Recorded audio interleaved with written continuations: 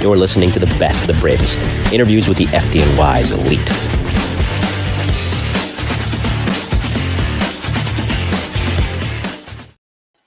Where have you been? Welcome back, ladies and gentlemen, to episode 244 of the Mike the New Haven podcast. It's been 6 months, and the time, just goes by like that since we've done one of these, but it's great to see all of you. It's great to already see so many of you in the live chat. Thanks for tuning in tonight, and I missed this. I did miss all of you. I did miss doing this show. I missed everything from the prep work, even some of the things that may have seemed tedious at times about doing this show. I did miss. And things have changed now. For one, we're making money with it now, which is nice. We have some sponsorships tonight, which I will roll out momentarily. And I just want to take a second to acknowledge all of you. I'll acknowledge you as we go along tonight. But thank you for still supporting the show, even when I was on hiatus, not unsubscribing, sticking around with me. And now that I'm back, I look forward to giving you fresh, new content. Of course, like I said, we're monetizing now, so the super chat's available. If you want to put some shekels in there, I would greatly appreciate it, as well as a super thanks if you catch the replay. And like I said, we have some other advertisers now. So first and foremost, my consulting company. Need advice on how to start your podcast? Frustrated with the editing process? Can't find a voiceover guy? Hi, I'm Mike Colón, and I'm here to help. I'm the owner and founder of MC Media Editing Services, your premier consulting company for all things media, where I can offer you consulting advice on how to get started, and once you get started, editing, as well as voiceover work, all for a very reasonable price. If you want to reach me, you can contact me at 917-781-6189 or the email that you see listed here. I'm always available, and I'm always willing to help. Again, 917-781-6189. Why go to some giant consulting firm that's going to charge you an arm and a leg when you can just come to me? If you want to be stress-free, the way to go is to call MC. MC Media Editing Services, your premier consulting company. My personal business, of course, and now for an actual sponsor, my friend Joe Murray. If you're ever caught on the wrong end of the law, call Joe Murray. Joe's a retired NYPD police officer turned criminal defense attorney. With 15 years of experience in the NYPD from 1987 until 2002, he parlayed a successful career in the NYPD into an equally successful career as a criminal defense attorney. His website is jmurray-law.com, where you can reach him at 646-838-1702, or just email him at joe@jmurray-law.com. And special thanks to Joe. He's a big supporter of the show. And thanks to all of you in the live chat. Like I said, I'll acknowledge you as we go, but I don't want to keep my next guest waiting too long. And like I said, we're back with a bang as we welcome him tonight. He's a near 50-year veteran of the fire service when you include his volunteer experience prior to the FDNY. 43 of those 50 years were spent with the FDNY from 1979 up until last year when he retired in 2022. So it's 6 decades that he worked in: 70s, 80s, 90s, 2000s, 2010s, and 2020s. He rose through the ranks gradually, and when he retired last year, he retired with the rank of deputy chief. And that, for this comeback episode of the Mike the New Haven podcast, volume 36 of the best of the bravest interviews with the FDNY's elite, is retired FDNY deputy chief Jay Jonas. Chief, thank you for being here tonight. Welcome back. Welcome in, I should say. How are you? Hello, Mike. How are you? Good. We know each other from the Getting Salty experience. Now I finally have you on my show, so it'll be interesting chronicling you here tonight. And thank you to Billy Ryan already. $50 from Billy's wallet and the super sticker. I appreciate that. Billy, another big supporter of the show. So we'll begin with your childhood. And, as you talked about on Getting Salty, your experience with the fire service kind of started unironically with your dad quite literally making a grab. Why don't you tell us about that? Yeah. I was always interested in the fire service. My dad was a volunteer fireman in the Mount Bishop Fire Company in Monroe. And I would go to the firehouse with him on Saturday mornings, along with the kids of a lot of the other firemen that were there. And so it was just a fun place to go. And one night when we were watching, it was election night. We were watching election returns on television on election night in November of 1970. My neighbor's son came banging on our front door and said that their house was on fire and his sister was trapped. So, I was a teenager, a young teenager, and my dad went next door, and he, there was a lot of smoke showing out of the front door, and he went in there and he made 3 trips into the building and was throwing up every time he came out, and he went back in, and the third time was a charm. The third time he found her, he dragged her out. And I got to witness this, and I said before, I said, I retired as a deputy chief, and one of the duties of a deputy chief is to recommend meritorious acts for medals. And my father's grab, that was a legit grab, It was. Yes, like I was thinking back on it and letting my adult experience catch up to what I witnessed, 50 years ago, and that was a grab, and he got awards for that. He got like Orange County Fireman of the Year, and he got something for New York State, and he worked for the New York Telephone Company, and he got a big award with them, and so I was very proud of him. He really kind of led the way for me to pick a career. I mean, and even then, even if you have a parent that doesn't work in the field directly, actions like that, kids are always paying attention to their parents. Actions like that, as you see, it could steer your child in the right direction. It could steer your child into a very rewarding career, as it did you. Yeah, I'm sure he wasn't thinking about that. He was in survival mode himself, to try to get through the smoke, but it certainly made an impression upon me. I remember to this day. Talking with retired FDNY Deputy Chief Jay Jonas. This is volume 36 of the Best of the Bravest interviews with the FDNY's elite. Let me acknowledge our friends in the live chat, of course, Bill Ryan, Steve Stefanakis from Emergency Service Unit NYPD Truck 10, Mike Thomas, of course, Raquel Pranzo, Peter Pranzo, Steve Walters is here, Greg Pritchard, my man, my brother-in-law, Victor, he's here, The Truth, Joe Maliga, and we have a retired FDNY lieutenant here who worked under you, Anna Schmermerhorn, and if I'm pronouncing that wrong, I apologize, Collins. She says, I'm a big fan of Chief Jonas. I was privileged to serve as a lieutenant under his command at many fires, Division 7 in the Bronx and Upper Manhattan. I wish you all the best in your retirement, and I'm grateful for having the opportunity to work with you. Anna was terrific. Thank you for the kind words. That was great. Good to see you, Anna. And she's a big supporter of the show as well. And I think she subscribed to my newsletter as well, which I also appreciate, Anna. So it's very good to see you tuning in tonight. Now, what's interesting about you is that when you went to college, you studied fire science. And yes, you were an EMT, which further paved the way for what would come with the FDNY. But you studied police science. So was there a moment there where you were considering potentially a career in law enforcement?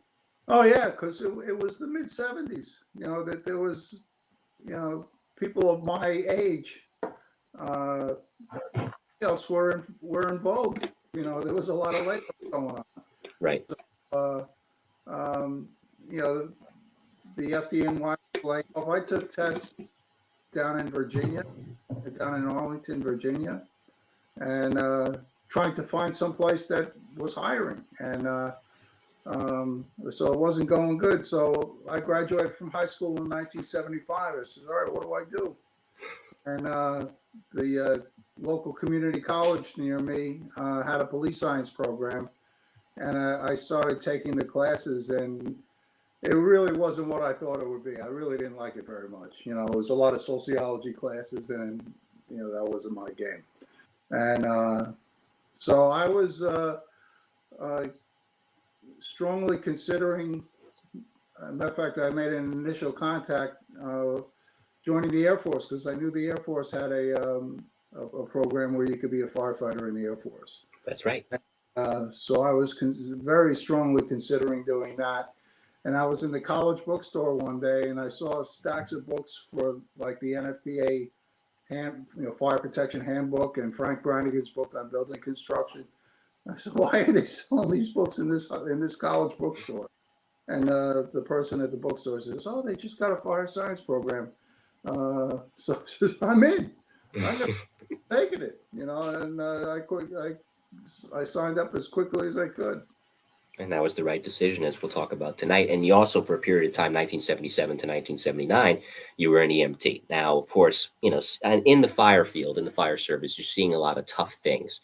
Do you feel that, even though what would come later blows everything else out of the water, but even then, do you feel that as an EMT, in hindsight, it helped prepare you and toughen you up for some of the tough things that firemen have to see on a daily basis?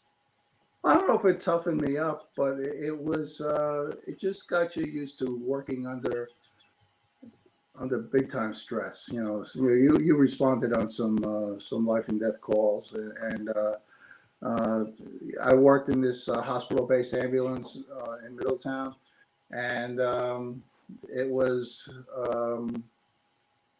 you were it. There wasn't any backup coming. You responded to these major accidents or medical emergencies, and it was you and your crew, and that was it. And figure it out.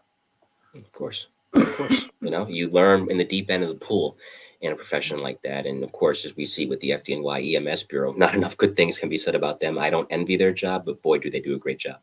Yeah, yeah. Well, comparing what we had when I was, late 70s. I had no supervisors rolling in, and I had no secondary EMT ambulance. Didn't have paramedics rolling in. We had initially we had me, which was the ambulance driver / EMT. You had an orderly in the hospital, and you had a nurse in the hospital. So that was your crew. Talk about doing more with less, numbers wise, you guys made it work, and that's a credit to you. So what was the best that was available at that time? Yeah. That was cutting edge. Mm-hmm. Yeah, it's amazing. Even gradually from, let's say, 79 to 89, the guys working in 89 starting out would look out, 10 years prior and say, that's what you guys were doing. But it keeps evolving. And now, forget it. Imagine showing you guys in 79 the equipment they have today. Yeah.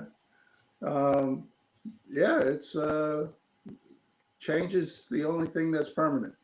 Yeah, of course. Constant evolution, especially in emergency services. So that being said, you get into probie school and you come out in 79. And this is right after the peak of the Warriors. The Warriors are generally regarded as 63, 64 to 78. But even though that period is starting to wind down, it's still a very active city. And the borough that suffered the most during that period was the Bronx. But before I get to where you first stopped at in Engine 46, the instructors at that time at the FDNY Academy were guys who were grizzled from that time period. Some of them were also in the Vietnam War on top of that, maybe even the Korean War. So having people like that who had seen a thing or three teaching you, tell me about what it was like to have those guys in your ear.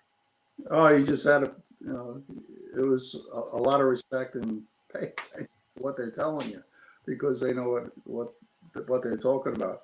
Mm-hmm. And to tie that together with the events of today, God bless all the military members who stormed the beaches at D-Day. We had the anniversary today. Right. Yeah. 79 years ago, I believe. Yeah. 79 years ago in 1944. So that brings us to Engine 46. Of course, you're getting there in 79. And it may not be as famous as Engine Company 82. But that doesn't mean that they were doing any less work back then. 82. Of course, especially after Dennis Smith's book, Forget About It, which is sitting right to my left on my bookshelf. And I miss Dennis. Man, we lost Dennis a year ago. I read his book several times. I read Dick Hamilton's book, 20,000 Farms, several times before I got on the fire department. So I was couldn't get enough of it. No, of course. That book is the reason why many are in the fire service across, not even just in New York, but across the board, across the country. That book is the reason why many became firefighters, and rightfully so. It's a great book by our late friend, Dennis Smith. So getting there to Engine 46, here you are. You have some experience as a volunteer, but there's doing it the upstate way, and then there's doing it the New York City way. So you're getting there, and what do you remember most about your senior men and what they taught you early on? Well, and there was no upstate way or downstate way of doing it. You did it the New York City way, and there was no debate about it. That's what you did. And every day was a learning experience. I had. I regret to list them because I'm inevitably going to leave people out. But guys like Jerry Ritzinger, Mike Bolnick, all the officers that I had there, Frankie Adkins, Jerry Bassiano, Dick DeAndrea, these guys were unbelievable. Billy Carberry, and I was like, I mentioned before that we were in the stages of hero worship. Me and a couple of the other young guys, these guys were like father figures to us, and they treated us the same way. All right, these are our sons. We keep them, get them groomed for what's a very stressful job. Yeah. Yeah. And it's good that you have men like that, that even if you don't pick up something from them directly, they're so good at what they do, even indirectly. You're able to pick up lessons that you can pass down to the next generation as you go acquiring it and as you go honing it in your own right.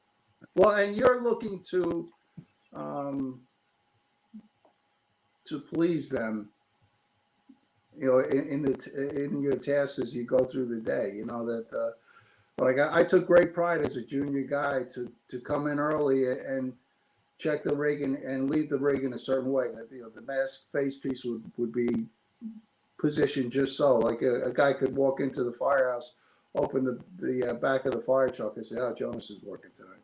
Because I would leave it just so. Right. And the tools would be clean. We did a lot of cutting with the partner saw in those years. So there'd always be a clean blade on the partner saw. So it was a different time. Yeah. Oh, of course. Of course. It was, like I said, it may not have been the war years, but it was still very, very busy. Do you remember your first fire? Yeah, I do, and I take exception to that. It's my experience.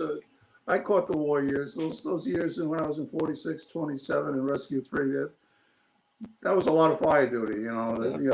I think that what people who make that timeline use the blackout as the apex of it. Well, that was an anomaly. Right. That's true. That's a fair point. That's a fair The point. blackout was off the charts. Fire duty. But the Bronx was still, 46 engine was a working engine. That was it was a beast of an engine, and 27 truck was a real busy truck, and they did a lot of fire duty. Right. No, of course, during that era for sure, because the thing about that time, for those of you that may not know, and I see Christian Flood in there, I didn't want to forget about you, Christian. I appreciate you watching, and I appreciate you as well, William Cooney, is that arson for profit was king. It wasn't just, the way the buildings were built. And some of them were built poorly and were, predisposed to fires as a result of being built so poorly and being so run down. But a lot of it was landlords or even families that would get moved to the top of the moving list with the New York City Housing Authority, setting their own places on fire. Right. Well, and the Bronx was built heavily in the 20s and 30s, and those buildings, like new law tenements, H type apartment houses, those places were castles. Those places were built. Yeah. They were built very substantial construction, and even the old law tenements, it was basic construction. There was nothing cheap about the construction of those buildings. And that's why they hung around for fire after fire after fire. Right. If you go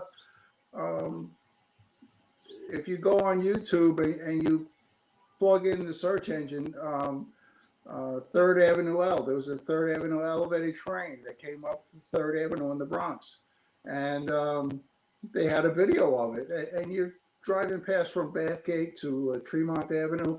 It was tenement after tenement after tenement after tenement. Now it's industrial park. Where do all those tenements go? Every one of those tenements had multiple fires. And if they weren't constructed well, they would have been down a long time ago. They weren't frames. They were, old law tenements, class 3 buildings. Right. Right. And it, just as busy as it was for an engine like Engine Company 46, that was also the case for any truck company working during that time in the Bronx or anywhere in the city for that matter. And that brings us. Any one of those companies can stake their claim to that. Mm-hmm. 42 engine, 56 truck. Mm-hmm. They rightly feel that they were the busiest company in the city, from post 75 on. 75 and 33, 82 and 31, 73 and 42, 50 and 19, 88 and 38. They all have their claim, and they can make their argument, and you could probably agree with them, because everybody was working. I was going to say, everybody can make that claim, and it's one of those rare instances where nobody could be wrong.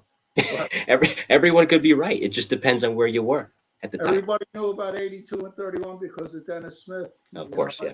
And but you read Dennis Smith's book, and he talks a lot about 50 engine and 70 and 45 engine, and so my first fire. Getting back to my first fire, I was in the firehouse for 3 hours before I called my first fire, and it it was across Claremont Parkway, and the first 200 was 8200. So I had my first run with 8200. And I think that back then, I mean, granted, you're not happy that the city was in such distress as it was at the time, but I remember talking about this with Bobby Gallione when he was on a while ago, in that, and he mentioned this on Getting Salty as well. Such was the fire duty back then. Let's say there was a fire at 6:45, you made a mistake there tactically. By 8:45, you'd have corrected that mistake because there was so much happening that some of the best firemen that the FDNY has ever had, or firefighters that the FDNY has ever had, worked during that era because, as the old saying goes, repetition, eventually it makes perfection. Practice makes perfect. Well, the volume was there, and if you, especially if you were a young guy, they would guys would pull you aside if you made a mistake, and okay, don't make the mistake again. Yeah. The volume was. People don't believe it. They don't believe the amount of fire duty that was going on, and it was I could tell people, but if they didn't live through it, they really wouldn't believe it. A documentary that I would recommend for those of you in the chat, unless you've seen it already, and then if that's the case, then go watch it again, is The Bronx is Burning, which is it was focused on 82 and 31. Dennis was one of the lead guys that helped that documentary come to be. But it does focus on the Bronx as a whole during that time. So and it really showcases, as Chief Jonas just finished saying, the sheer volume of fire duty that was happening back then, just to give you a glimpse of what the FDNY was up against and what they were consistently having to battle day in and day out. So, real quick before I get to Ladder 27, an influential figure you met early in your career, and you would later work alongside him as a fire officer because he was still only about 19 years away from retirement. So he had completed, the unique thing about him is that he had completed the first half of his career and he was just getting started with the second half, and that's Vinnie Dunn. And Yes. Still, Vinnie Dunn at almost 90 years old, still going strong, still riding, still contributing to the fire service. He was also on the show a while ago, last December, as a matter of fact. How did you meet him? God, he's such an impressive guy, and he's done so much of the fire service. You could probably get a master's degree calculating how many lives he saved just from his writing. Right. And but I met him. He hadn't written any of his books yet. He had just started writing for WNYF, and he was coming over my firehouse for a visit. I was on assistant house watch, and the regular member who was there to monitor me, picks up the phone. It was 48 inch. You tell him the deputy's coming over, and he says, "Deputy's coming over." So I'm cleaning up the coffee cups and everything that's sitting on the desk at the house watch, and I see the red car pull up, and I see a young guy get out of the car. I says, "Oh, it must be the aide." He turns the corner. I see the Eagles on the collar. I said, "Oh my God, this guy's the deputy." And so I'm banging on the bells and everything, and he just wanted to come in and just lay low, take a mark, and leave, so he could finish all his visits. And but we went into the kitchen, and there was a discussion about some fires of note in the 7th Division that had occurred recently, and it was such a positive visit that it really impressed me as a young guy.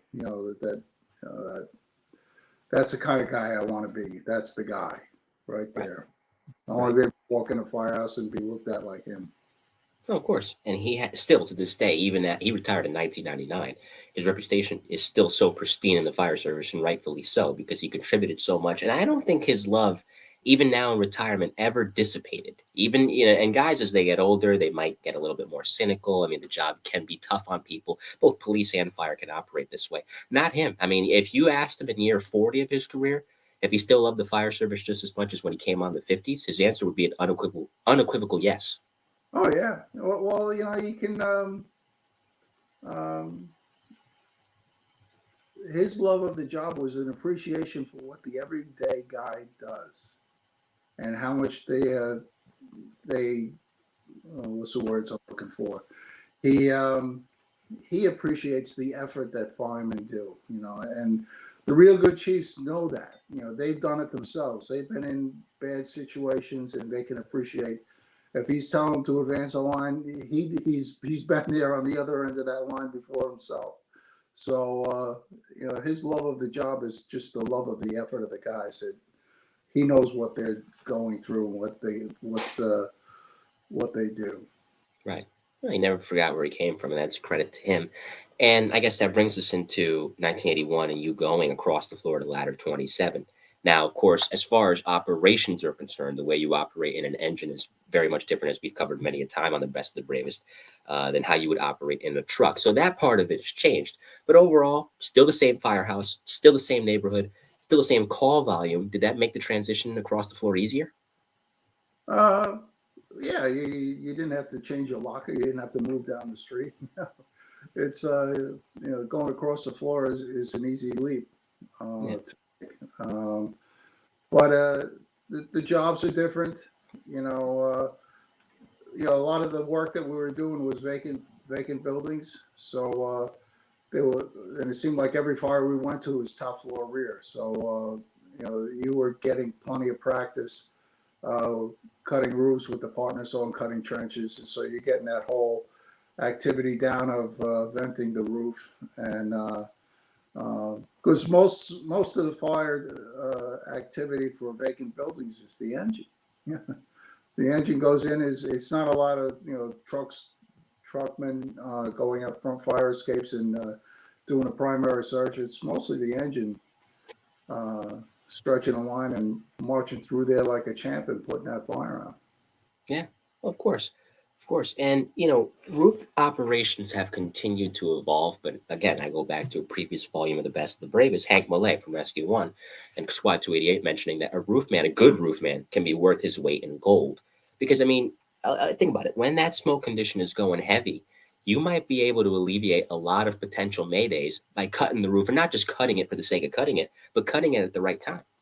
Yeah, a bad top floor cockloft fire. I knew if I had the roof and I was cutting with the saw, once I got that initial hole open, I dropped the ceiling down, and you got the big column of smoke, and may even ignited it. And there's some guys downstairs who really want to give me a hug right now, because you're not only relieving all the smoke, but a lot of heat is going up through that hole too. Right. Right. Of course, it's a very pivotal still to this day. There was a great job recently in Manhattan where roof ops came into play. They vented the roof. I think Squad 18 was on that job. And you know what? It ended up alleviating a lot of potential stressful situations. The fire was able to go out a lot quicker because they not only vented it, but they vented it at the exact right time. And if there's, for those of you, it's on my Facebook page, you can go see the video. I don't think I've seen a better roof cut than what that gentleman from, I believe, Squad 18 did. There's also a certain way you have to cut it, as you just mentioned, too, and that's the key. Well, it prevents the lateral spread, too. Mm-hmm.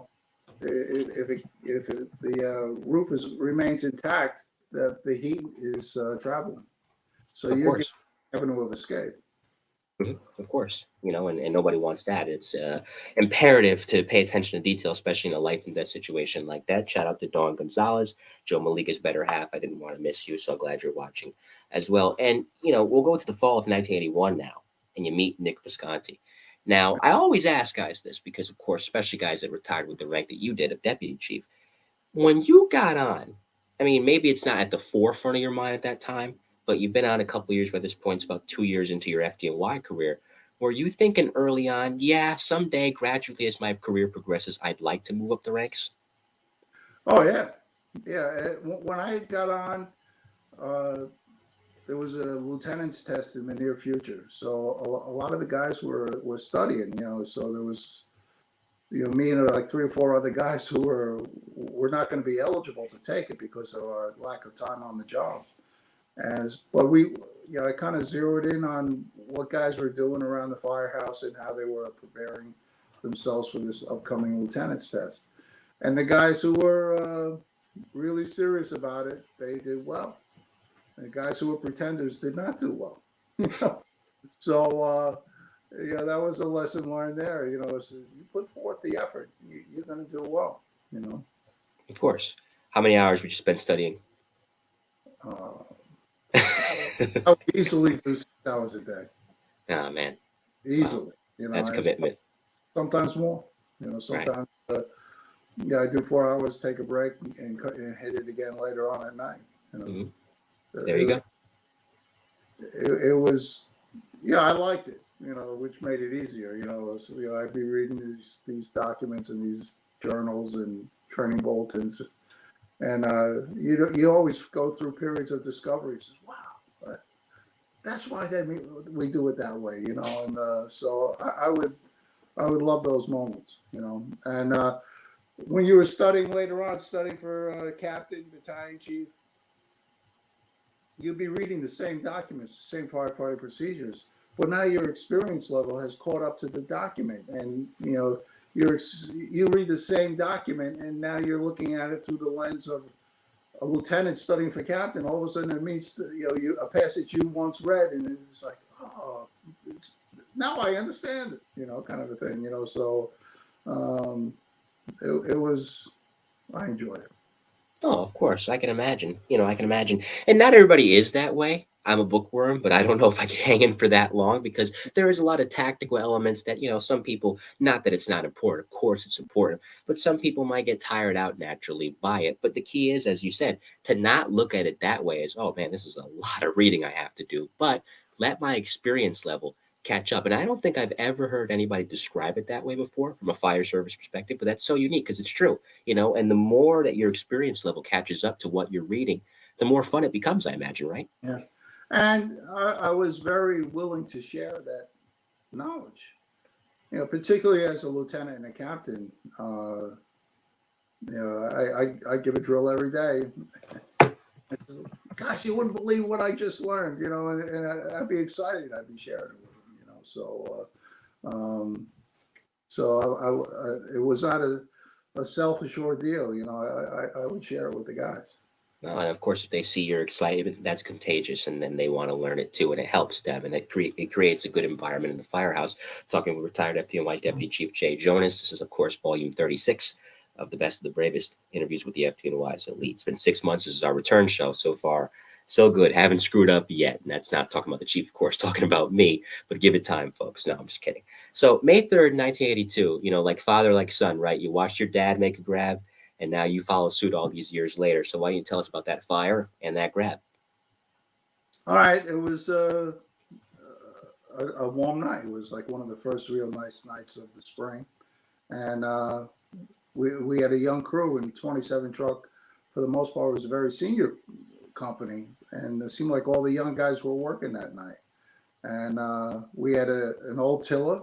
It was a spare. And we were responding to this fire report at using 182, and that's only a couple blocks away from engine 88 and ladder 38. So we're second due, and we come up over the hill, and our lieutenant was Wally Wilkinson. He bangs on the window, says, "Oh, we got a job," and we come up over the hill, and you can see the fire blowing out the windows, occupied old law tenement, and fires auto exposing to the next floor. And it was a serious fire. And so we get to the fire floor, and the engine 88 doesn't have water on it yet. And Lieutenant Wilkinson leaves our can man, which was Oriole Palmer, at the fire apartment door, and he says, if they lose water, you got to tell them we're above. And so Lieutenant Wilkinson and I went above, and we forced an area of refuge, and then we forced the apartment directly above the fire. And we were doing a search, and it was tough. It was a tough search. You could hear the room crackling, and fire was coming through the window, and you were in a spot you really didn't want to be in. It's like your instincts are telling you, get out of this building, get out of this room. And then I heard something, and I stopped. I thought it may have been the air passing through the face piece of the mask, and I stopped breathing, and I heard it again. It was like a slight moan, and I crawled deeper into the flat, and I found a guy unconscious. And so I grabbed him, and I took him out, and the lieutenant told me to take him down, and they started working on him when I got to the street, and that was it. It was my first solo rescue, and It was all the young guys in 27 truck were working that day, and it was a big event for all of us. Well, two things from that fire. Firstly, not that you needed any validation, you loved the job, that much is obvious. But did it further cement after making a grab like that why you truly loved what you did? Well, certainly was exciting. I literally pulled a guy who, if I didn't do what I did, he was dead. Yeah, of course. So it was a bit of a rush, that you did that, and it was just like I said, it was maybe my most enjoyable night on the job. I can see why. And to have Lieutenant Wilkinson, Wally Wilkinson, he was so proud of us, and he let us know that, we came upon a serious situation and we dealt with it. Yeah. I go back to a line that I remember Dave Weiss uttering years ago. What a great fireman he was, Rescue One. That word of praise from your brothers, this is me quoting him, is worth $1 million for a job well done. And I imagine that's exactly how you felt. Oh yeah, yeah, and like I've said before, that never leaves you. Right. After September 11th, I had this tremendous desire to connect with those guys who broke me in, and they've been retired for many years, and so I hadn't worked with them in a long time, but that desire to seek their approval, the guys that broke you in.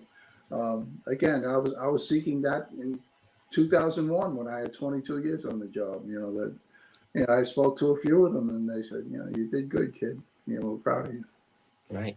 And that's all you need to hear in a moment like that. The other thing was you mentioned Oriole Palmer. Talk about a rising star who got cut. He got cut short far too soon, sadly.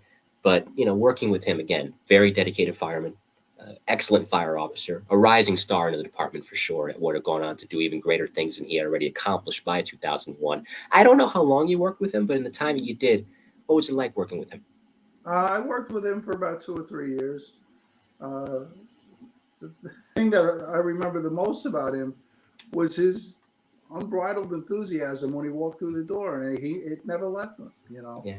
He was a probie. He says, "I think I want to paint the whole second floor of the firehouse in time for annual inspection," and he did. He came in off duty and he'd be painting the whole second floor of the firehouse. And I remember.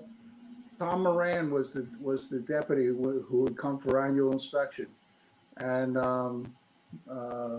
he was a former battalion chief in our quarters in the 5-6 Battalion, and you could tell that he was of the mindset, no matter what, they're gonna pass, And I remember senior man in 27 truck, Tommy McEnroe, grabbing him before he walked into the firehouse. And he says, do a thorough inspection. These guys broke their ass this year. Do a thorough inspection. So this deputy, Tom Moran, put his game face on. All of a sudden, it was a serious inspection, and I never forgot that, even as a deputy. The word was out there, who's the inspecting deputy? He says, Jonas. He says, oh, my God. But the better the job they do, I wasn't going to insult them by giving a weak inspection. Their efforts to serve a thorough inspection. So when I say you guys did a great job, it meant something. Right. Well, of course. Like I said earlier, the line from Mr. Weiss. There's a saying in the fire service: lack of inspection induces mediocrity. That's true. Who's holding you accountable? You need somebody to hold you accountable. So, of course. So that moves us along to the spring of 1985. By this point, 6 years on the job. Not quite a lieutenant yet. That would come a little bit later. But you go to Rescue 3, and you weren't in Rescue 3 too long, but nevertheless 2 years in Big Blue, of course, one of the premier rescues, not just in the city, not just in the country, but in the world. is quite the experience to have. How, first and foremost, before I get into the 2 years you spent there, how did the opportunity to go to Was three that come about? Oh, I was 3 years. 3 years, I should say. I apologize. How did the I was opportunity to there go to long. three? Cut myself. You know, Tell me about getting there. How'd you get there? I went for the interview. Ah, Uh, the captain was Captain Billy Ryan. Very nice man, very experienced guy, and very much a pleasure to talk to. And um, I went for the interview, and I didn't give it much thought after that. Then all of a sudden, I got a phone call one day. It says, "All right, you're being detailed to Rescue 3." Unbelievable. Yeah. right. Oh, of course.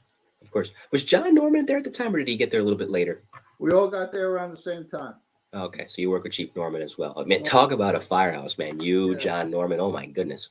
Yeah. So it was, all you had to do was look around, and you would you would see greatness all around you, and you knew it at the time. These guys, they had their A game on all the time. As a rescue company, you're it. Doesn't matter where you're working, especially a borough like the Bronx. Doesn't matter if it's 1, 2, 3, 4, 5. You're it. If it's a big job, especially a fire, you're gonna go. In that 3 year span, is there a particular job that sticks out?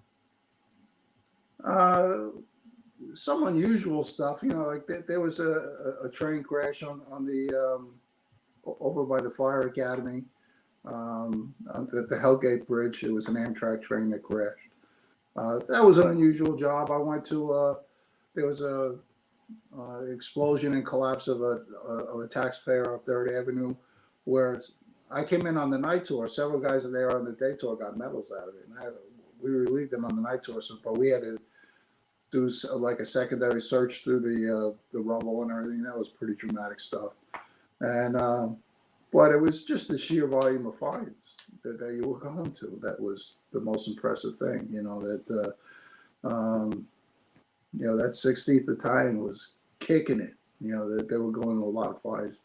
The 19th, the 18th, the 5-6 Battalion. Those places were just rocking, and you would go to all those fires. And that's the best place to learn, especially being newer in a rescue company. Because the thing that I love about rescue work, especially now with the Special Operations Command, about to turn 25 years old in July, which all the rescues are a part of, is that you get training in collapse rescue, of course, fire rescue, anything involving trenches, to a degree now, water rescue, especially with one being as close to the water as they are in Manhattan. You really are a jack of all trades in a squad or in a rescue company, especially a rescue company, to where, the more well-versed a fireman is, the better he's able to perform in emergencies of that nature, especially in a city where, 8 million people, 8 million different scenarios, you never know what's going to happen. Well, the volume and the scope of the emergencies that they respond to now, is dramatic. Dramatically increased, and the professionalism of the rescues and the squads. They have they have that rescue school they go to, and it's not just word of mouth teaching in the back of the firehouse. It's serious schooling. That these guys are taught to operate in a trench rescue in confined space, and they understand all the OSHA requirements and collapse rescue, and they've upped their game. Of course. And, that would only continue. It's still continuing now, to where, again, you look at the rescues, even back then, even before the technological boom of the late 20th, early 21st century, and you marvel and just said, oh my goodness, what they're able to do is amazing. But it's not just what they do, it's how methodical they are in doing it, which makes it all the more impressive. It becomes second nature after a while, the more you train on it. Well, you have to develop a little bit of muscle memory, and these guys, again, that they're getting formal schooling in these technical emergencies, and right. And they know how to operate. Mm-hmm. That brings us to 1987. And man, we've been talking for 45 minutes. We're still not out of the 80s quite yet, but that's how extensive your career was. 1987 is an interesting year for you because you start teaching, you also make lieutenant. Now, the tricky thing about teaching is, of course, as you said earlier, you like to share the information. So that's not the hard part. But being able to parlay it into an effective classroom presentation is an entirely different story, especially to firemen that maybe they don't know you off the rip and you want to make a good impression as an instructor. So tell me about effectively or essentially preparing your presentation to where it's the valuable information that you need to transmit, but you also make it exciting and you also make it worthwhile for the guys that don't want to sit there, of course. And some will, unfortunately, and say, I don't want to be here. How did you appeal to those guys specifically? Well, it was two different types of teaching. I started teaching for fire tech, and that was survival. You had to be on top of your game, or these guys would call you out on the carpet. It's a tough audience. And because they're looking to better themselves and do good on the next test. So my initial foray to teaching was that. And I would share information that I learned myself. I was studying for lieutenant or captain, and I would share some of the information that I learned. I didn't hide anything. And so. Teaching for fire tech was different than teaching a bunch of firemen in the firehouse, and so it was an easier audience, and the guys in the firehouse, for the most part, they were very willing to learn, especially if they saw that you had something to share with them. They would be very receptive to you calling them down for a drill. That's always a plus, of course. Like I said, you want them to be engaged, you want them to be committed. So you make lieutenant, and you ended up going to ladder 11 in February of '89. But prior to that, you were working in the first division.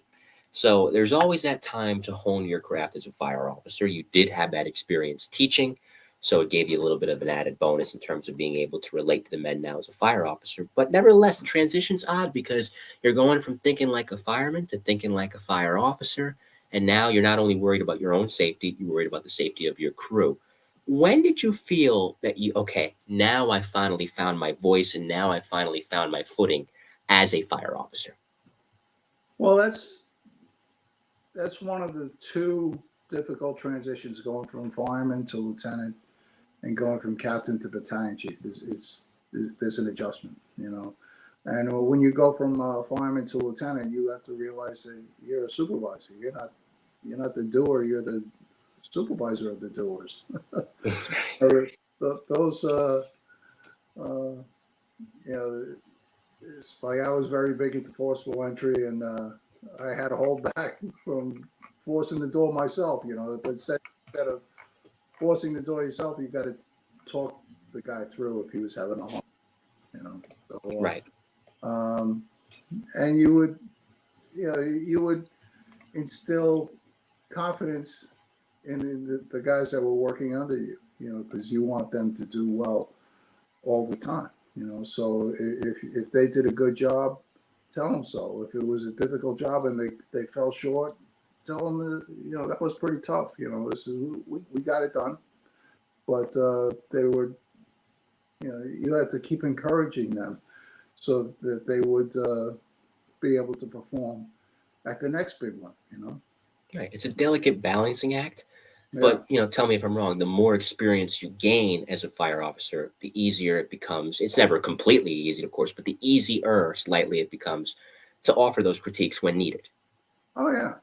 And it's, if somebody did something wrong, you pull them all to the side. You don't do it in front of everybody. Oh, of course, yes. You don't want to embarrass them either.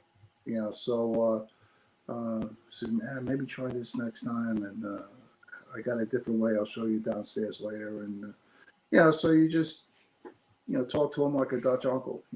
And you just, next time they go out, they know how to do it.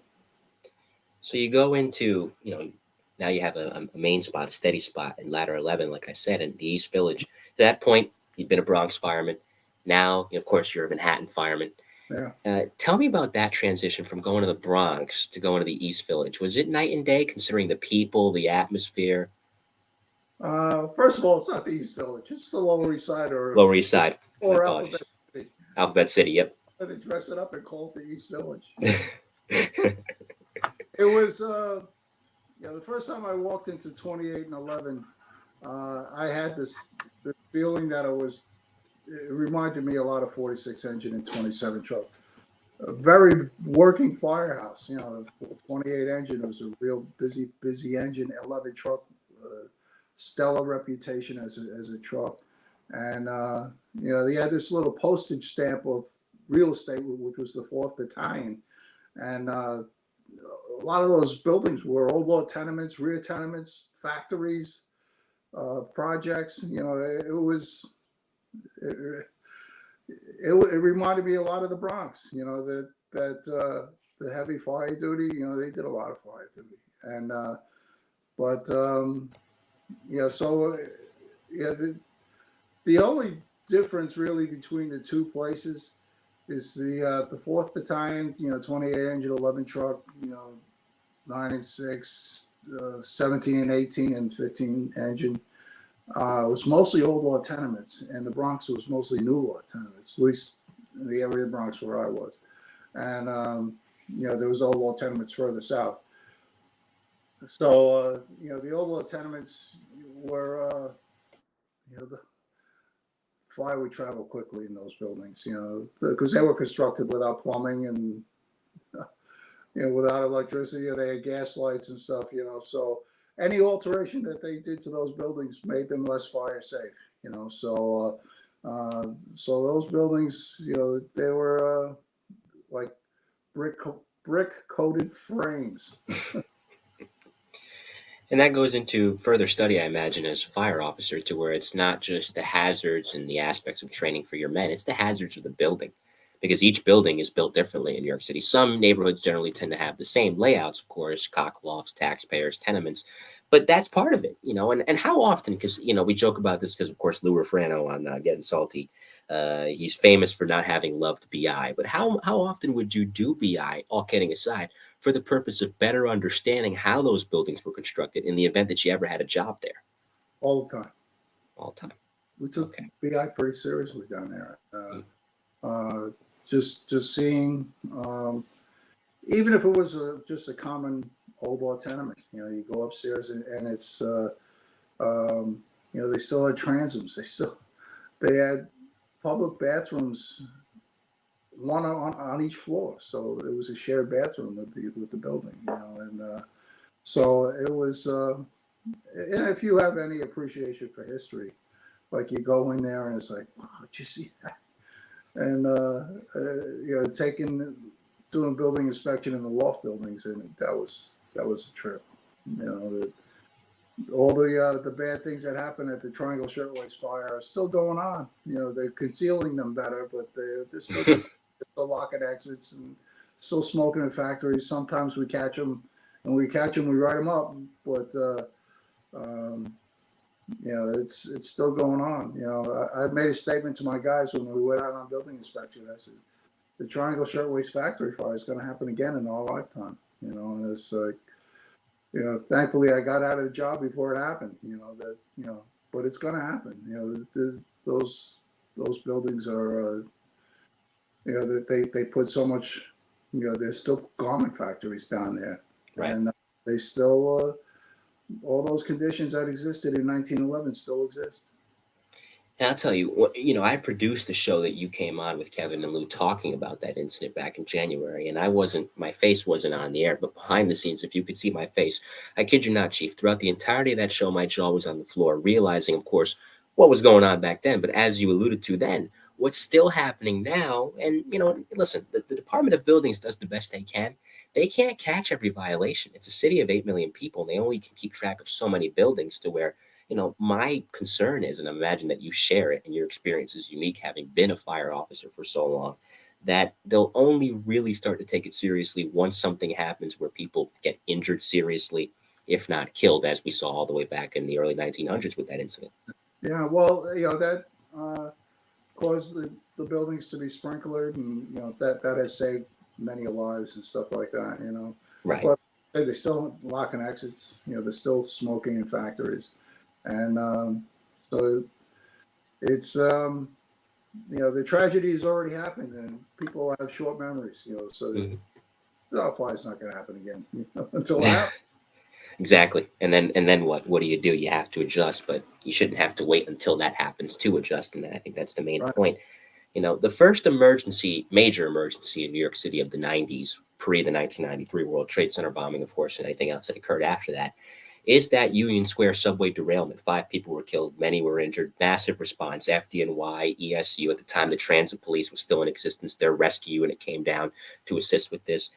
Tell me about going down there. And what's interesting about this particular emergency is that it's talk about confined space, underground, in a compact environment like that, with this, ton machine of tons, literally tons, that's gone off the rails quite literally. And now you have to go about rescuing people. Now you have to go about operating in the very epitome of confined space.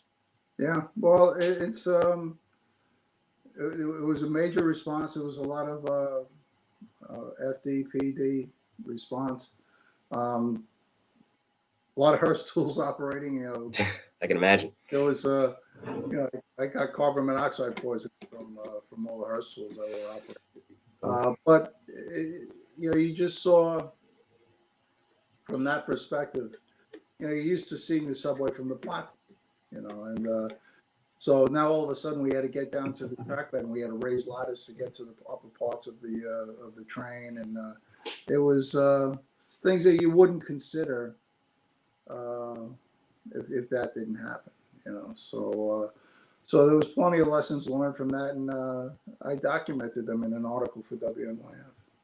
I'm going to ask about it. And that's sorry, go ahead. Excuse me, that wasn't intended to be an article. It was supposed to be just a lessons learned leadhead report that I was sending out to other units in the division, and the division commander grabbed it and he submitted it to WNYF.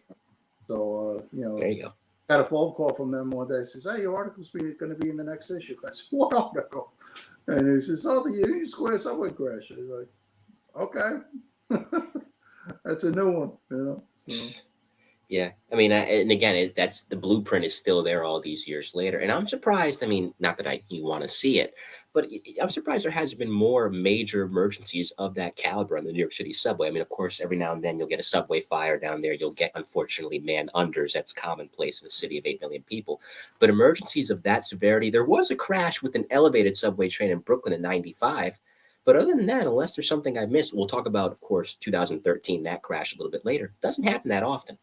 No, they had one recently where guys made rescues and it was a train fire. I don't have the particulars of it off the top of my head, but guys they traveled from one train station on the track bed to get to the train, and I think a lot of 30 and 59 were involved with it. It was pretty dramatic stuff. Truth be told, that I've always wanted to do a show with both FDNY and ESU, since I do a lot of ESU interviews as well. Not about any controversy, but about a really good job that both were at and both worked well. And that might be the show, because I definitely need to bring you back. We'll talk about it more off the air, but that's a show I might need to do with you if we do a part 2. You, me, and a couple of ESU guys talking about that 91 subway job, because again, talk about a massive response. So that's an emergency that, talk about people having short-term memories. People forget about that one, Chief. Yeah, that was some dramatic scene. Yeah, I can imagine. That subway station was closed for a while, and this train took those big massive steel columns that are supporting the ceiling.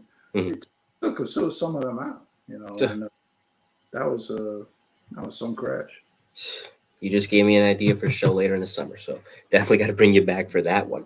And I'll spend some more time on WNYF in a second, but just a quick footnote. Did you go down to the Trade Center in '93 or no? No. Okay, so we can go into WNYF then. Just wanted to ask you briefly about that.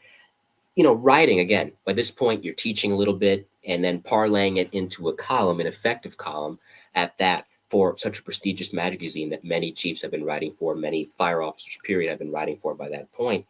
Once you saw it in there, I imagine it's a proud moment for you to have your first column, with your byline in a magazine like that. Tell me about consistently writing for it, coming up with the topics to write for it, and even knowing, okay, maybe I shouldn't put this in WNYF. It's a balancing act as a writer, I imagine. Janet Kimberly, God bless her soul. Mm-hmm. She's not with us anymore. She would If I went to a fire, she would. I'd be back at the firehouse for 10 minutes, and she'd call. Is this something worthy of writing about? So she'd be listening to the fire department frequencies all night. So she would know when she came to work the next day, and so I would if it wasn't worthy of an article, I would tell her. I said, it wasn't that much, really. It was pretty routine. Not that much means that we didn't rescue 5 people. Right. If it was a good top floor job, the engine stretcher line, they cut the roof and they put the fire out. They did a search. Like there's not a story there, and so there would have to be something that would attract a reader, kind of a thing. Well, of course, you always got to appeal, and sometimes knowing it's just not there. I feel this to a lesser extent too. Whenever I write for my newsletter, truth be told, the last few weeks I'm just like, wow, I just don't have it in me. There's nothing that comes to mind because you don't want to force it either. If you force it, you're not going to do your best work. All right, you have to be excited about what you're writing about. Right. I would, when I had, getting ahead of ourselves in the timeline, I would write articles for the newsletter. I'd be engrossed in that topic for a couple of weeks, 2 or 3 weeks. It showed. And just reveling in it. And guys would say, how can you, write about something like that and, be so descriptive about it? It's because I was living it for the last 3 weeks. I'd be thinking about that fire the whole 3 weeks. I'd be researching it and getting pictures. It says, this is what they're talking about. I might get a picture from the photo unit. Now that's where these guys were, kind of a thing. And you just get engrossed in it. And, you'd finally send it off to the internet so guys can read it. And they'd be, it was like sending your baby out. All right, go ahead. Fly, And it would, because let me tell you something. Those are some of the, as someone behind the scenes with Getting Salty, those are some of the easiest shows we've ever done because you gave us so much information. All I had to do was follow the outline, follow the column, and just put the pictures up because you had done such a great job of curating everything. And I can't imagine, you described how much work went into it, but as you said, I love that. You were truly living it. It's like I one of the earlier ones I did was the fire where Lieutenant George Leonard was killed on Worth Street in Manhattan, and one of the guys that was at the fire was guys in my study group named Ralph Fago, and I interviewed him for the article, and I sent it out to him, and he calls me up and says, "How did you do it? How did you do it? I felt like I was there again. Like I'm reading it, and just this was the same as it was when I was at the fire." Right. There you go. Mentality carries over, and it makes it easier as a result to get that information out. So, moving ahead, by this point in 1993, later in 93, September, you're promoted to captain, 14 years on the job.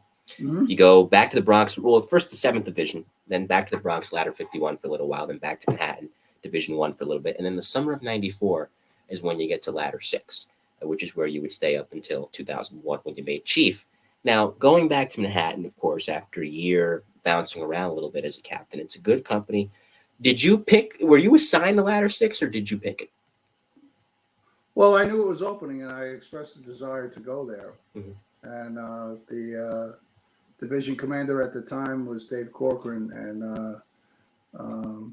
he was very happy with my performance as a lieutenant and now as a covering captain. That's the spot I want, And there's only one captain per company, and before me it was George Iser, and he was a captain there for 8 or 9 years. So if you take his tenure and my tenure, there was only 2 captains there for like 16 years. So there's only one captain. So if a company comes up that you might really like, you gotta bounce on it. of course, there was an early tragedy early on in your time at Ladder 6, in that Tom Wiley was killed Yeah. in a fire. Well, he died. He died a few days after the fire. It was December of '94 when the fire broke out. He died in January of '95. And here was a guy literally just beginning his career. Had only been a full-fledged member of the FDNY for a few days. And in this instance, I believe it was a carbon monoxide poisoning. Was he overcome by smoke in this place? Oh yeah, this was first of all a very dramatic scene. Very very cold night and heavy, heavy, heavy industrial strength smoke coming out of this building at every window. And at every window, you saw a face awaiting rescue, and they're trying to get your attention by waving a towel or a shirt or something. And very dramatic scene. And so the initial call came in that the fire was on the second floor, and I'm sorry, third floor. And we got to the parlor floor, which is the second floor, and it was heavy smoke there. So I shone my light on the baseboard. I could see smoke coming up from below. I said, "Wow, we got a fire in the basement or the first floor." So I went down, and 18 truck went up. There was second due truck, and we went in, and we finally found the fire, and we were running out of air, so we had to leave and get another cylinder, and we put another cylinder in, and that's when the Mayday hit, and very tragic fire. Yeah.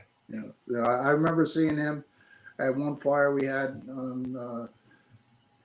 I think it was on East Broadway. It was a fire in a loft factory, and I remember seeing him pulling ceilings. That was the only time I ever saw him.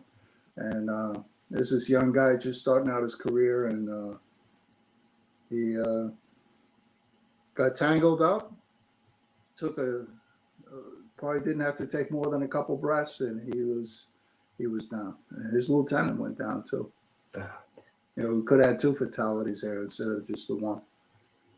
I believe he was only 31 years old, 31, so very young guy, whole life ahead of him. He's got his son on the job now in 3 trucks. Yeah.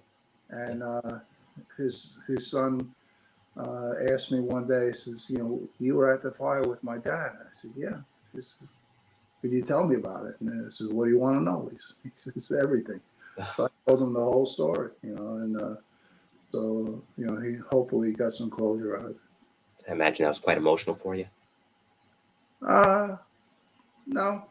I told it to him as it was. I was thankful to share that with him. Oh, of course. I'm glad you did. So spring of '95, everybody remembers, and I had Ray on the show to talk about this, the roof rope rescue in 1991 with Ray, Patty Brown, Kevin Shea, Bruce Newberry, so on and so forth. But there was another rope rescue in spring of '95, as I said, involving Joe Hodges. Now, rope rescues are not as common in New York City. It's often seen as a last resort. I don't know if that was the case here, but nevertheless, tell me about that one. Well, we were designated as the fast truck. And it was a fire by engine 28 and ladder 11. It was a new law tenement on 5th Street, which was on Avenue C to a dead end. It dead ended. And it was back in the day, it was a bad block, because it was dead ended on one end, and you got this whole street was loaded with vacant buildings, and they would attract the fire department into this block, and then they'd put cars across the exit, and they throw stuff at them off the roofs of the vacant buildings. Airmail. It was a bad block. Yeah. And so just to give you a little history of the block, but a 6-story new law tenement, a pretty big building, and the fire was on the top 3 floors, and we were designated as a fast truck. We weren't supposed to be, but we were designated as it. And I had my guys do a little size up, and we gathered together. We talked about it, and almost on cue, 15 engine gives a mayday. They're on the top floor, and they're trapped and out of air. And because of the size up that we did. I told the deputy it was Mike Cuccio. I said, all right, Chief, we're going up. He said, all right, Captain. I said, all right, ladder 6 up the aerial. And Tommy Falco is one of my guys who was working that day. He says, hey, Cap, not for nothing, but what possessed you to tell us to go up the aerial ladder? Said, there was a third alarm assignment already in the building. I didn't want to, if those guys could get to them, they would get to them. I want to be the last one of people that couldn't get to them. So I said, we're going to go another way. We're going to go up the aerial ladder, and we're going to either take a headlong dive down the bulkhead to find a fire escape and try to get them, or we're going to do the rope. And we found where they were. They were in an air shaft. And said, all right, let's set up the rope. You know, it's something that you practice all the time, and you never think you're going to do it until you have to do it. You know? Right. So it was pretty dramatic stuff. You know, Joe Hodges. You know, my hats off to him. You know, that was some rescue that he performed. Oh, of course. And I love how they're always ho-hum about it after the fact, you know? And that's the best part about firemen. Oh, yeah. Humility. The day is long, you know, but, you know, if you go through his job history, you know, he impresses the heck out of most guys, you know. Mm-hmm. Well, is he still around? Because if he is, I want to get him on the show. Joe is still around, yeah. All right. So if you talk to him, give him my information. Come on down, Joe. See if he wants to. Still living in Staten Island. Oh, there you go. All right. So I could try to find him. And I laugh at this comment in the live chat. Small world, right? FDNY, NYPD. Bill Ryan in the chat, who's a retired NYPD detective out of the Arson Explosion Squad and a frequent guest in this show, says, I did the investigation going back to the Worth Street fire. Alberto Raposo, the Tribeca Torch, as he was known. So that's him. Yep. One and the same. So there you go. Small world, as Billy Ryan points out. And good on you, Billy. So, you know, that being said, we're moving along, and I'll get to 2001 and a couple notable jobs in that year, of course, in a moment. But as the city is undergoing, I should say, this renaissance in the 90s, things are getting better. There's more buildings being built in the city. There's more business coming into the city. You guys, I imagine, were quite busy because the more businesses and buildings that were being built, the more studying you had to do, of course, about the makeups of the building, as you highlighted earlier, but also, you know, the more you had to imagine respond to quite a bit of jobs involving construction, fires, collapses, so on and so forth. Not as much as you might think. Interesting. There's with the construction boom that was going on, you know, there wouldn't be many construction accidents, you know. Yeah, there were some, you know, obviously, but it wouldn't jump your number of runs up by the thousands, you know. And, so you know, it was just it was an interesting time seeing the city bounce back. You know, the city was back. Yeah, and better than ever, of course. And that brings us to 2000, 2001. It's a long way from Engine 46 in the Bronx when you first started out in 1979. Much different city, still the same department, but much different city by this point, as we just finished talking about. But the jobs are still coming in hot and heavy. And this is about the spring of 2001. You're coming out of winter. You're starting to get into the warmer weather. Fire on East 11th Street. What happened there? It's interesting because, like, a lot of the fires that big fires I went to with Ladder 6 were with the same guys. You know, we were all in the same groups. You know, so a lot of these guys, you know, Tommy Falco, it seems like every major fire I had was with Tommy Falco or Joe Hodges or Mike Meldrew, one of these guys, Billy Butler. And,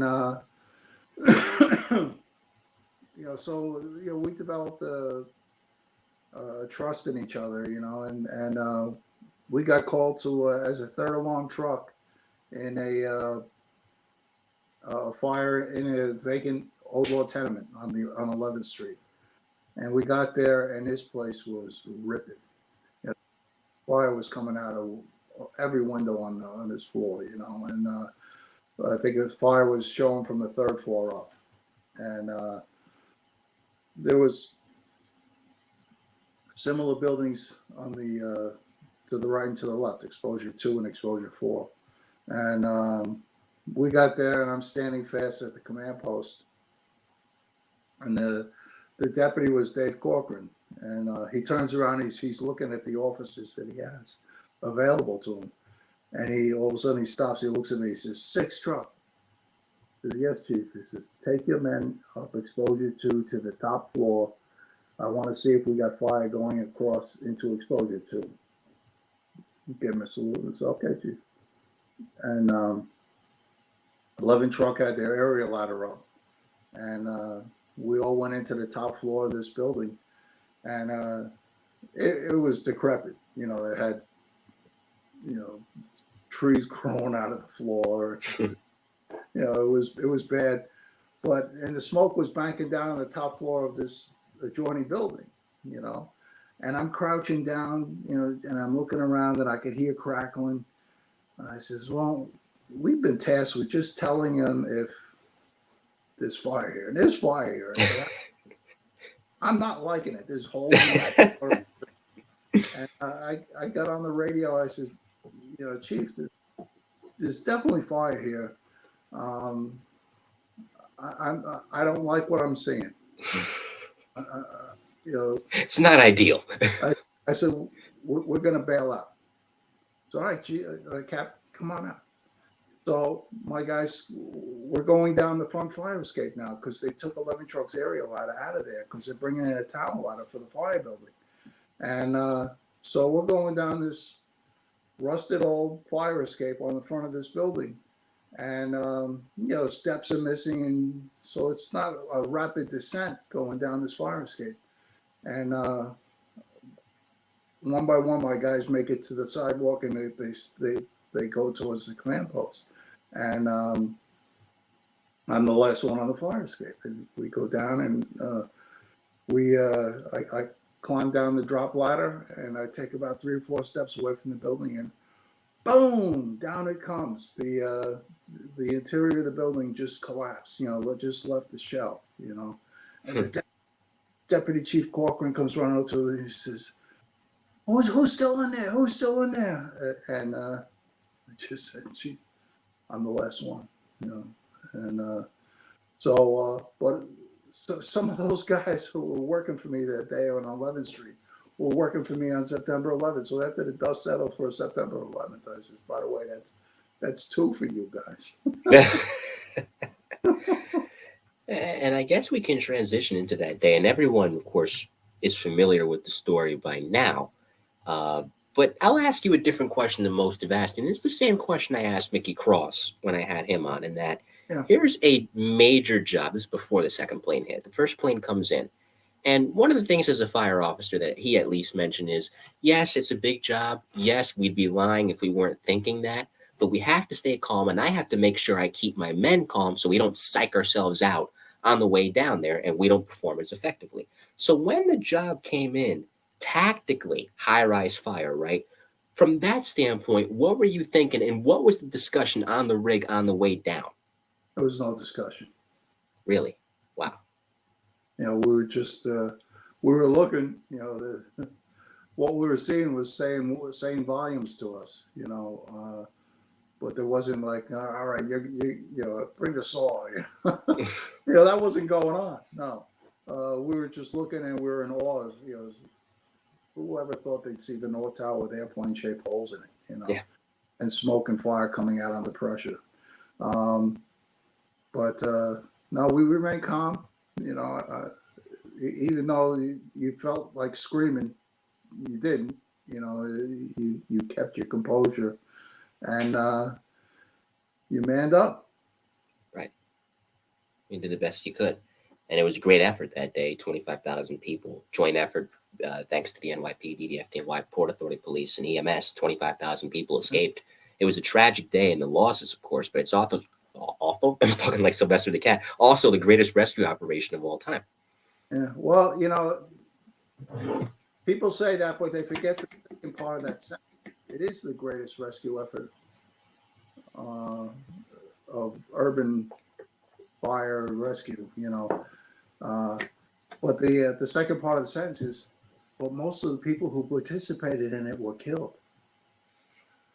Yeah. Nobody ever mentions that, you know. It's like, yeah, this was a dramatic rescue, and they gave their lives doing it. Right. Yeah.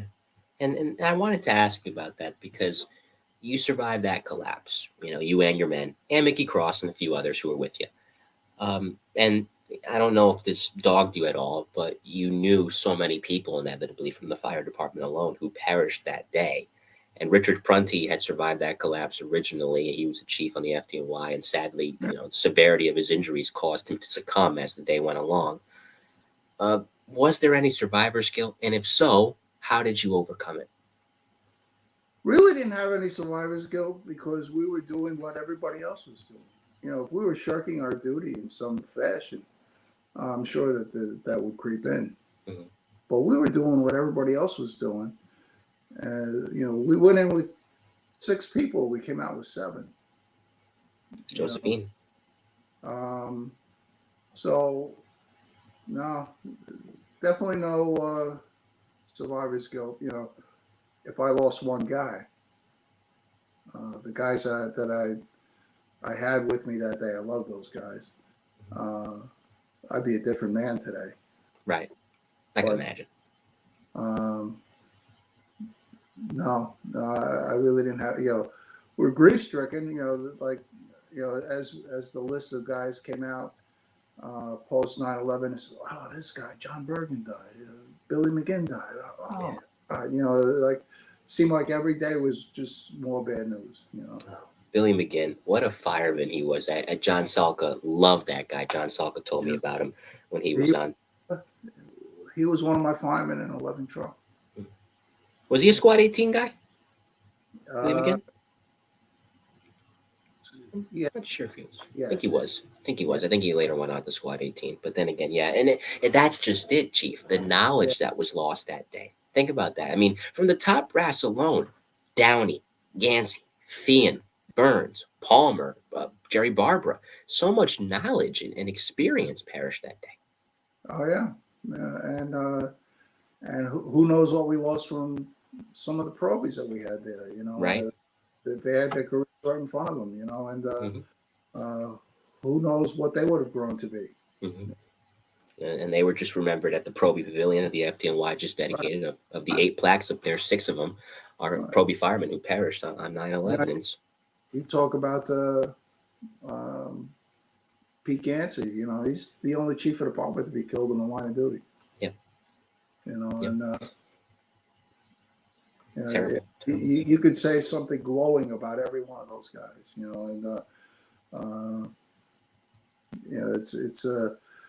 it's a shame that we still have to talk about it to this day. We'll be talking about it for the rest of our lives. The aggressiveness and the sure the pure heroism that Patty Brown exhibited throughout his whole adult life, and Mm-hmm. guy like that gets taken out, Yeah. The shit, beyond the shame. No, of course. And think about a guy like Bill Feehan who held every rank in the department. And I think there was a story about him that he knew allegedly, and this is probably true, he knew the location of every hydrant in the city. And I'll never forget Tom Von Essen telling me this when I had Tom on years ago, and I'm trying to get Tom back on, in that when Rudy told him, hey, I'm going to make you the fire commissioner after Safer left to go become NYPD commissioner, he's like, I have one condition for you.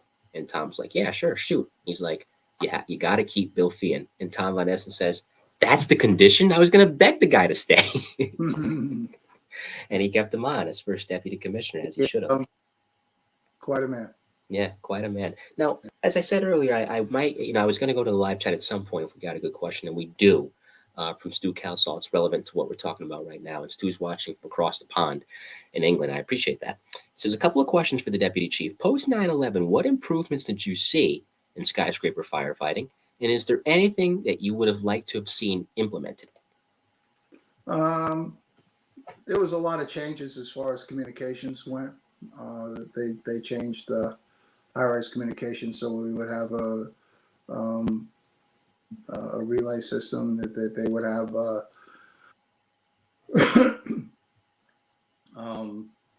Because the repeater system for the World Trade Center got knocked out when the plane hit. So they've instituted a program where all the high-rise buildings surrounding in a high-rise area could have this repeater system. so we're not depending on one building to get it done. So Right. communications was the big change as far as high-rise firefighting went. Yeah, that's a big plus. That's a big plus, especially with how many high rises are still Yeah. going up in the city. The Freedom Tower that went up is constructed dramatically differently than the old World Trade Center. Mm-hmm. The old World Trade Center was a lightweight building. That was, that weighed only 8 to 10 pounds per cubic foot. And contrast the Empire State Building weighed 23 pounds per cubic foot. So the construction lent itself to something bad happening. There was no built-in overbuilding with the building to give it more strength in the event of a fire or some sort of catastrophic event. So the new World Trade Center is much stronger than the old World Trade Center. And by 2001, people forget, I mean, something bad had already happened in what had happened in 1993. That was kind of the wake-up call for everyone. Ironically, the construction of the building saved it in '93. Yeah. And the terrorists went to school on it, and that's why they pierced the skin of the World Trade Center in 2001, because they realized that the exterior walls were bearing walls, and you had to pierce those exterior walls. Yeah. And it's unfortunate that, as I've said before, when I've conducted it, particularly NYPD interviews, people like that, so smart, so brilliant, but look at what they use it for. So imagine if instead of evil, they used it for good. Right. But that's a different discussion. People consistently underestimated them. Yeah. They were painted as the Three Stooges because they tried to get their money back from the U-Haul van that they rented or something. Yeah. And, that was, yeah. So they underestimated them. That they kind of laughed at them. So we got them. They're all gone. I hope not underestimating them again. Yeah, I mean, well, some of those guys were. The one guy, and I know this from reading a great book called 1,000 Years for Revenge by Peter Lance. Ramzi Youssef, who carried out the '93 bombing, that was no stooge. Smart guy, very smart guy, Right. who unfortunately used his talents for evil, but not far from a stooge. His cohorts, different story, but him, definitely not a stooge by any stretch. A couple more questions in the chat. We'll move it along because I don't want to keep you too long. You've been very generous with your time. Christian Williams asked, and I see your question, Keith, I'll get to in a second. Thank you for being here, Deputy Chief Jonas. I was curious about what was the recruitment process like for the FDNY post 9/11? I believe that the test right after 9/11, the amount of people applying went down. Well, it's kind of understandable given the circumstances, but eventually. Remember those guys coming into the firehouse, because there were some probie classes that were just coming out after 9/11. And the firehouse I was working in was in Greenwich Village at the time, and they lost 11 guys in that firehouse. And these guys got assigned there, and they're looking at us like we're ghosts, so man, you're the guys that went to the World Trade Center. I says, yeah. That's us. Make sure the coffee's filled, What a house to be a probie in. Yeah. And I'm sure those guys ended up doing quite well for themselves in their own right. They're all senior guys now, There you go. Years ago, So. There you go. Tough environment, but to come into, but it breeded even tougher and better men. The second question comes from Keith James. He says, how did 9/11 change the FDNY members mentally for fighting high-rise fires? Was there a different outlook they took going into those types of buildings? No. There's a fire up there, away we go. You go, you put it out. One of the first fires I went to, because I got promoted to battalion chief, and one of the first fires I went to as battalion chief was a fire in a high-rise apartment house on Coney Island.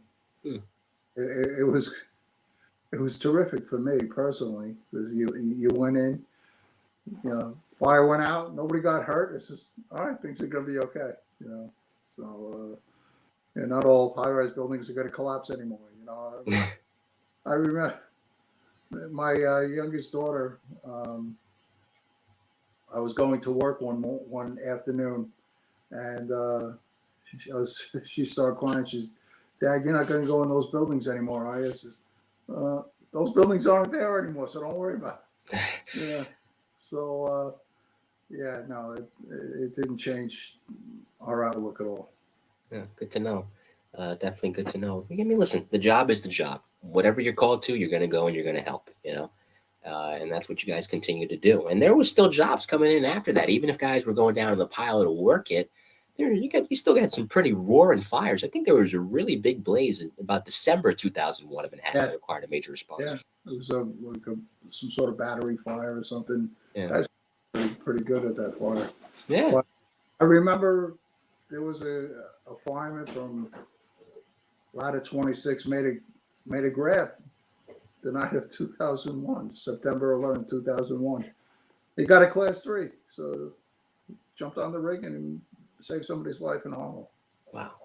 On a day like that, no less. My goodness, what a story! What a story he must have. So, moving it along, you're a chief by this point. You've been promoted. September 17th, I believe, is when you were promoted. Correct? 2001 to battalion chief, or was it a different day? Like 5 days later, sure. Okay, so September 16th, 17th of 01. And you're in a unique position in which, this massive tragedy has just happened. You're trying to kind of process what you just went through. But as you said, at least there was no survivor's guilt. Working as a chief, having to leave ladder 6 wasn't easy. But do you think, the grind of being a chief and the day-to-day operations that a position like that requires helped you in that it kept your mind off of things? No, not really. You had a job to do and you did it. And no, whatever came across your table, your desk, that's what you dealt with. And everybody was dealing with their own demons. People that they were trying to process that they wouldn't be coming around anymore. And so you just remained strong, and we got through it. Yeah. That's what the FDNY did during that period. And there was an interesting test. I don't know if you had a big hand in this, and if you didn't, we can just move it right along.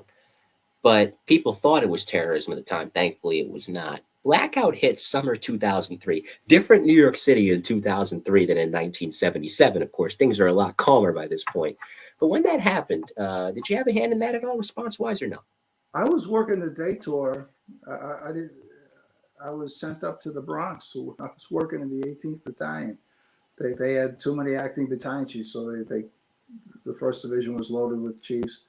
So they sent me up there, and so I was in the 18th Battalion for that. And they held us over for the night tour, and it certainly was not as extensive as the 77 blackout, but there were fires all night long. Yeah, and I think the cool part about it is that, and the good thing about it is people actually look back on that blackout fondly because it was such a weird day. It was a summer day, of course. It's boiling hot outside. Yeah. Yeah, and people that lived through that, I can recall telling me, because I don't remember, I was only 3 at the time. They were hanging out in the back of pickup trucks, having ice cream, having, cold drinks and whatnot. And you saw so many people just walking down the street, Manhattan, casually and just laughing about it. Once, of course, they realized it wasn't terrorism. So that's a unique day in the city's history. Yeah. In the Bronx, there was a lot of fires, so there was a lot of, but and you got to remember, there's no air conditioning. It was a hot night. Yeah. So people were in the street just to stay cool. Yeah. No, that's the only way you could, because there was 2 blackouts during that period. There was one in 03, and there was one 4 years prior in Harlem in 1999. That one didn't get much attention because it was only Harlem. But I think same thing, summer night, and then half of Harlem just lost power that night in 99. So, a few more things I'll ask you about, then we'll get to the rapid fire. 21st century firefighting is very interesting. So much technology is coming out. And the beauty of it is so many guys that are on the job are starting their own companies where they're coming up with their own tools based on their own experiences. And it's making the fire service better. It's introducing new elements to the fire service. And a lot of what you do, speaking generally, in emergency response, period, whatever field you work in, police, fire, so on and so forth, is you have to evolve because things are naturally changing. And the city from 1979 all the way up until you retired last year certainly changed a lot. What was the key for you evolving as a fire officer, not even as a fire officer, take that cap off for a second, just as a firefighter in the 21st century? I don't understand your question. What was the key for you evolving with the job, especially as a firefighter, not even a fire officer in the 21st century, especially as new things were being introduced? Well, you don't really notice it while it's happening. Mhm.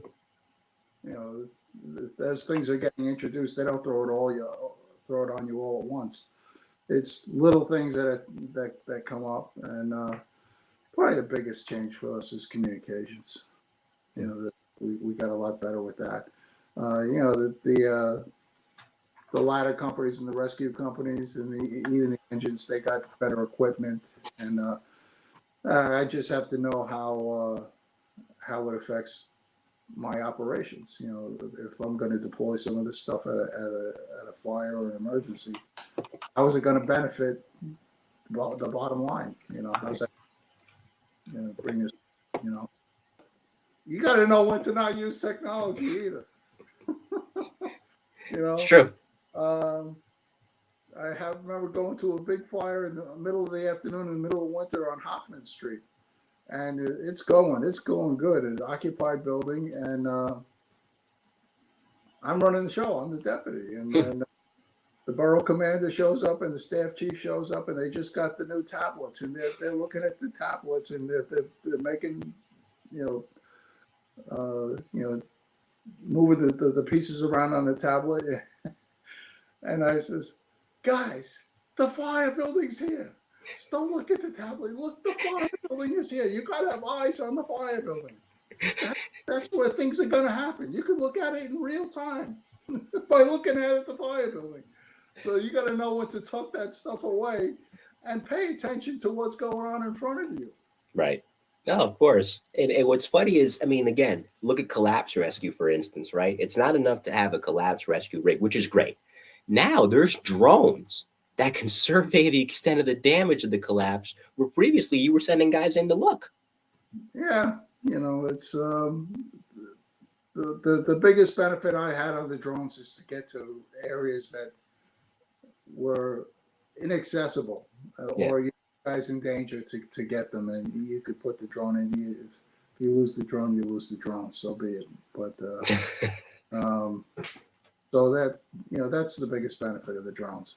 Oh, of course, yeah. And then the tactical robotics unit of the FDNY, I'm connected with a few of those guys on LinkedIn. It's amazing what they do. But like you said, there's a balance. You want to make sure you use it, but not to the detriment of course, abandoning the naked eye. Use it for an end game. Use it Right. for something that is going to gain us an advantage. That's true. That's true. Like I said, a couple more things. December 2013, you go from Union Square in 91, 22 years later, it's deja vu, right? Where this happens in the Bronx and Spuyten Duyville. 4 killed, about 60 or so injured, if not more than that. I believe Yeah. might have been over 100, some counts said. You're going down there to this emergency. Now, I'm not familiar with this area of the Bronx. And for those that are also not familiar with this area of the Bronx, is this an elevated train station or underground? No, it's the Metro North. It's above Metro ground, North. and it's open. Okay. And it's not submerged at all. And it was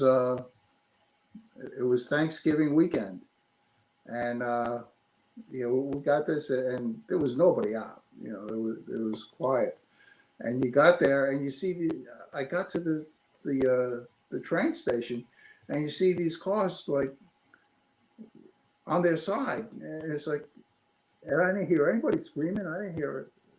I said, "Is this a mock-up? What you know?"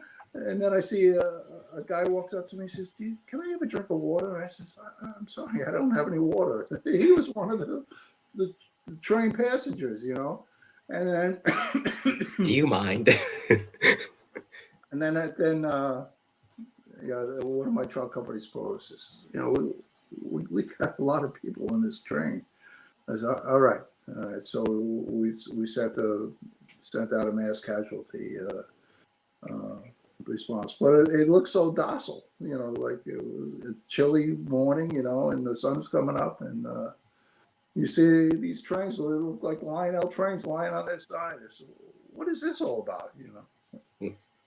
I mean, that's probably, I mean, even though 4 people unfortunately still lost their lives, that's probably the saving grace, right? It wasn't during the summer, it wasn't during peak commute season or peak commute timing. Even if it was later, because, you know, it was the start of the Christmas shopping season, you would have right. a lot there, you know. That and too. But the good thing about that is we were able to, with this chain link fence up, any railroad track would have, to keep people from going on the train tracks. We were able to breach that, and we were able to control the amount of people that were entering this area and where they were leaving.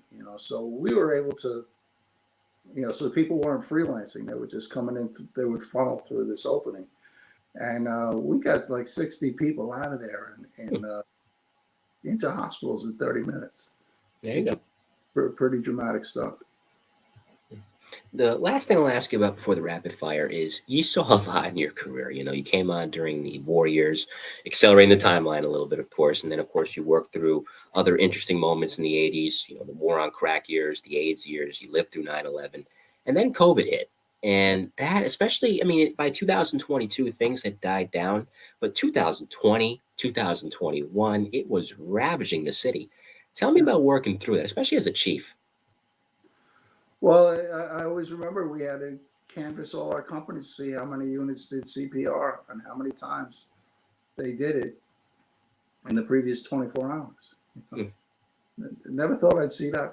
Companies were doing CPR 5 times a day. It was like, I never heard that before. And I think the highest number was 8.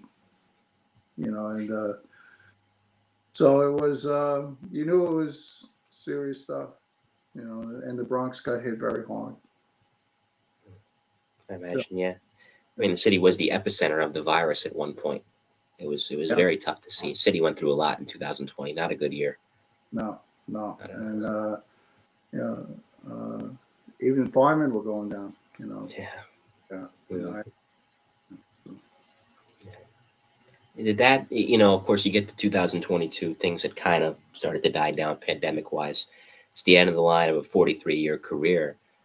When you retired, it's a bittersweet feeling, I imagine. You love the job. You don't want to leave it.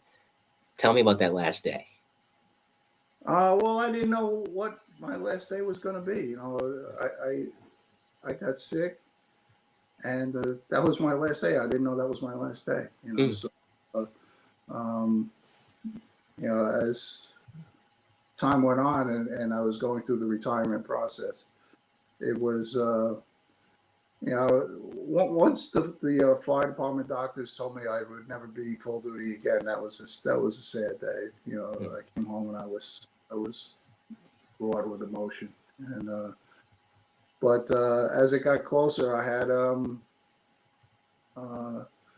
had my retirement party on July 7th at the Redwood Club in the Bronx, and then I retired on July 9th. And my retirement party was terrific. I had a lot of guys who showed up from all different times in my career, from Proby school up to deputy chief, and it was really good to see them, and it made the blow of the actual retirement date a lot easier. That's nice, at least. Yeah. And of course, listen, you have a lot to be proud of. 43 great years, 6 decades, 2 millenniums too, of course, from the 20th century into the 21st century. So you saw a lot, you did a lot. It's a heck of a career, Chief. Hats off. Thanks. It was, when I get feeling sorry for myself, I keep remembering one of the guys from 56 Truck, the day that I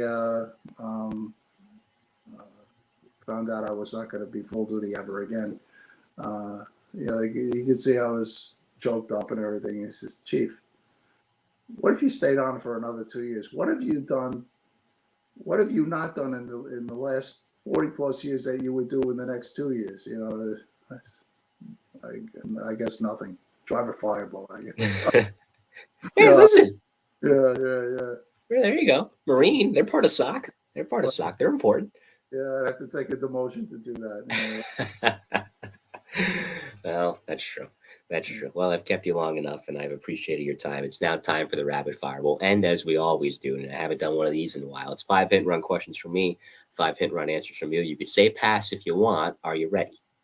All right, let's see what we got. All right, first, and if it's not G-rated, you could just tell me off the air. Funniest call you ever responded to? I don't remember any funny calls. I'll pass. Right. Actually, you know what? We could replace it with the question here in the chat. This is from Mike Thomas, and Captain Tackberry asked the same question too. They both did.